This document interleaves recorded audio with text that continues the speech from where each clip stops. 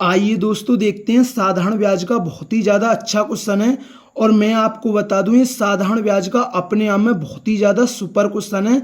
और मैं आपको बता दूं ये साधारण ब्याज का बहुत ही ज़्यादा हार्ड क्वेश्चन है, लेकिन अगर आप अच्छी तरीके से समझ पाओगे जब ही कर पाएंगे। और मैं आपको अच्छी तरीके से समझाऊंगा, आप टेंशन ना ले, ठीक है ना। ये साधारण ब्याज का बहुत ही ज़्यादा सुपर क्वेश्चन है। तो क्या क्वेश्चन है, एक व्यक्ति साधारण ब्याज की किसी दर पर एक निश्चित धनराशि ऋण के रूप में लेता है। 3 वर्षों के बाद ऋण की धनराशि दोगुनी और ब्याज दर 2% कम हो जाती है।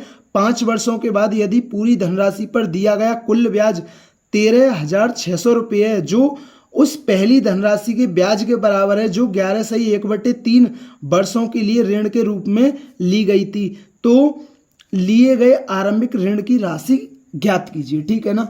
अब मैंने मान लिया जो हमारे मूलधन था वो कितना था, वो पी था, ठीक है ना। हमारा जो हमने आरंभ में राशि ली थी वो कितनी ली थी, हमने पी राशि ली थी, ठीक है ना।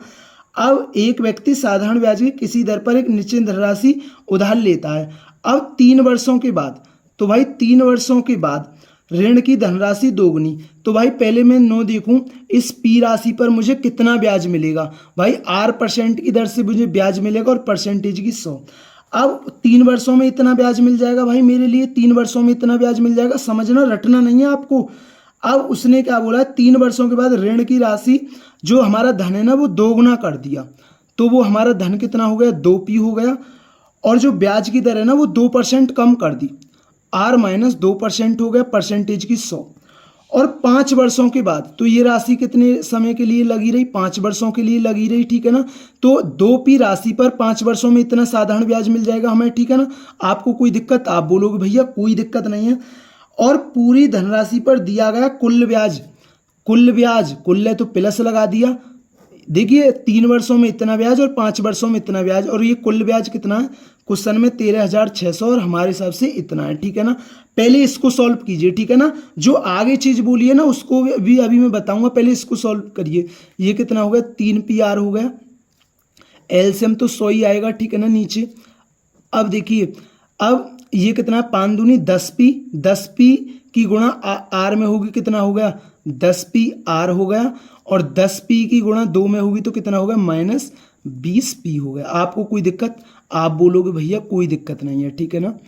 अब देखिए 3pr और 10pr कितना हो गया, 13pr हो गया और -20p, और इसकी गुणा क्या है, इधर हो जाएगी, ठीक है ना। तो 13,600 में 100 की गुणा होगी तो 2 जीरो और आ जाएंगी, तो ये कितना आ गया, ये आ गया 13,60,000 राशि आ गई, ठीक है ना। अब एक चीज समझिए, अब ये तो आपने कर लिया, ठीक है ना, आपको रटना नहीं है, ठीक है ना। अब आगे जो चीज बोली है उस पर ध्यान दीजिए। अब जो ये 13,600 है ना, उसने क्या बोला समझना, ये जो 13,600 है ना, जो उस पहली धनराशि के ब्याज के बराबर है।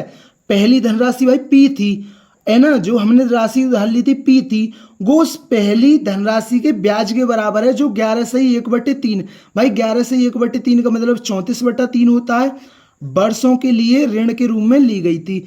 अगर मैं पी राशि पर 8% वार्षिक दर से साधारण ब्याज लगाऊंगा तो वो 11/1/3 वर्षों में इतना ब्याज आएगा, कितना, जितना वो 13,600 है, इन दोनों पर मिलकर आया था। देखिए मैं एक बार रिपीट करता हूं, जो कुल ब्याज वो 13,600 है ना, जो उस पहली धनराशि के ब्याज के बराबर है, तो भाई मैंने पी राशि उधार ली थी, इस पर 11/1/3 वर्षों का 8% की दर से ब्याज निकालोगे तो वो कितना है, इस 13,600 के बराबर है। ये चीज इधर रखा है। अब देखिए इसे काट दीजिए, ठीक है ना, 34 से कट रहा है, ये चार कट तो रहा है 4 बार, ठीक है ना। कितना बार, क्योंकि 34 चौक कितना होता है 136 होता है, और 2 जीरो, तो ये कितने बार कट गया, 400 बार कट गया। तो पी आर की वैल्यू कितनी आ गई, अब ठीक है ना, 4×3=12, तो पी आर की वैल्यू आ गई 1,20,000 आ गई, ठीक है ना।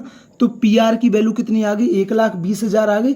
अब इस पी आर की वैल्यू को यहां रख दीजिए, तो 13 है, तो भाई, और पी आर की वैल्यू कितनी है, 1,20,000 है, और -20p बराबर कितना है, 13,60,000 है। कोई दिक्कत, आप बोलोगे भैया कोई दिक्कत नहीं है। अब ये कितना हो गया, 12×13 होता है 156, और ये 4 जीरो, ठीक है ना। अब इसमें से ये माइनस का उधर जाके प्लस का हो जाएगा, ठीक है ना, 20p, और ये प्लस का इधर आके माइनस का हो जाएगा, ठीक है ना। तो ये कितना बचेगा, ठीक है ना। अब देखिए 4 जीरो में से 4 जीरो घट जाएंगे, 6 में से 6 गया 0 और 15 में से 3 गया, 15 में से 13 गया तो 2 लाख बचा। 2 लाख बराबर कितना है 20 पी है। 0 से 0 कट गया और 2 से क्या बार कट गया 10,000 बार कट गया, ठीक है ना। तो पी का मान कितना आ गया, पी का मान आ गया 10,000, ठीक है ना। पी का मान कितना आ गया 10,000।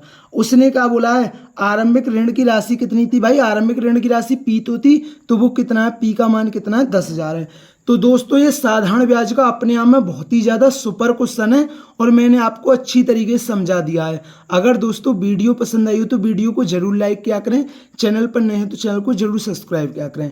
थैंक यू दोस्तों।